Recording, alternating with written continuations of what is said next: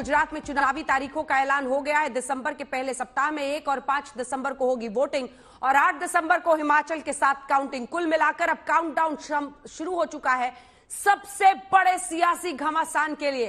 अगर 2024 के पहले सबसे बड़ा राज्य जिसमें चुनाव हो रहा है, जिसकी अहमियत अगर हम देखें, क्योंकि प्रधानमंत्री नरेंद्र मोदी से लेकर गृह मंत्री अमित शाह दोनों का ही गृह राज्य है, गुजरात में चुनावी तारीखों का ऐलान हो गया है। अब 27 दिन का काउंटडाउन है, जिसके बाद वोटिंग की शुरुआत होगी। 1 और 5 नवंबर को वोटिंग होगी, वहीं दूसरी तरफ 8 को हिमाचल के साथ काउंटिंग होगी। दावे सभी कर रहे हैं, दम सभी भर रहे हैं, लेकिन कुछ ही देर पहले एक ऑडियो संदेश, और वो भी गुजराती में ऑडियो संदेश के साथ अरविंद केजरीवाल ने जीत का दम भरा है, ये बताते हुए गुजरात की जनता को कि मैं आपका भाई हूं, मैं आपको तमाम सुविधाएं दूंगा, आप मुझे वहां पर सरकार में लाइए।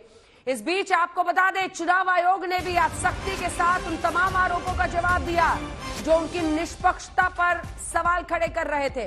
कांग्रेस का यह आरोप, जिस पर सीधा स्पष्ट सवाल पूछा गया और उस पर शब्दों से ज्यादा हमारे कदम अहम हैं, ये कहा मुख्य चुनाव आयुक्त ने। और ये भी कहा कि जो वक्त है, अगली सरकार 2023 के 18 फरवरी तक है गुजरात में, इसीलिए 72 दिन का फासला भी है नतीजों से। इसीलिए हमने गुजरात के चुनावी तारीखों का ऐलान बाद में किया है। उन्होंने मोरबी का भी जिक्र किया और कांग्रेस के आरोप पर सीधा जवाब दिया है चुनाव आयोग ने।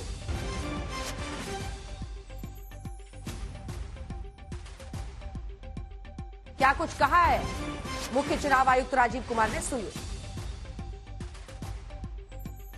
Actions and outcomes actually speaks louder than words.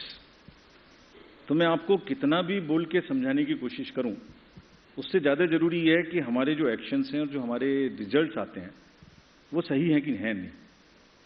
अगर हम ये कहते हैं कि हमारे रिजल्ट सही नहीं है जो निकल के आते हैं, तो संभवतः ये इंडियन वोटर का बहुत बड़ा अपमान है। Elections after elections since the country has got independent, large number, 14, 15, large number of assembly elections, results have shown that at times those who are critical of the commission have got surprising results. I don't want to go into details as to how many times it has happened. लेकिन जो भी party किसी भी कारण से या जो भी कैंडिडेट किसी भी कारण से कुछ सवाल उठाते रहे हैं, जब रिजल्ट आए तो उनको मालूम हुआ, अरे ये तो सवाल मुझे नहीं उठाना चाहिए था, ये तो मेरे फेवर में ही रिजल्ट आ गया। हमारे पास इंस्टेंसेज हैं कि चुनाव शुरू होने से पहले लंबी लंबी चिट्ठियां आती हैं कि ईवीएम मशीन्स खराब हैं, इनको बदल दीजिए, तो वही ईवीएम मशीन उसी पार्टी को जिता देती है। फिर वो प्रश्न बंद हो जाते हैं, फिर वो रिजल्ट एक्सेप्ट हो जाता है। और अगर निष्पक्षता कमीशन की और इंडिपेंडेंस, इस पर मैं आपको संतोषपूर्वक जवाब नहीं दे पाया तो ये हमारे ऊपर ही एक डाउट हुआ। तो इससे पहले आपके प्रश्न पे आऊं मैं। जहां तक डिले का प्रश्न पूछा अभी एक साथी ने, आपको एक्चुअली दी अनाउंसमेंट में बहुत सारी चीजों को बैलेंस करना है, जिसमें there is a tradition of counting it together, there is weather, there is a difference between the date of last term of the assembly, the number of days on which MCC would be introduced. So there are a large number of factors. So there are certain factors which let me tell you in case, this particular case. Announcement जो आज हम कर रहे हैं वो अभी भी last date of जो टर्म है असेंबली का वो 18 फरवरी 2023 में, उससे 110 दिन पहले है। Still it is quite in advance.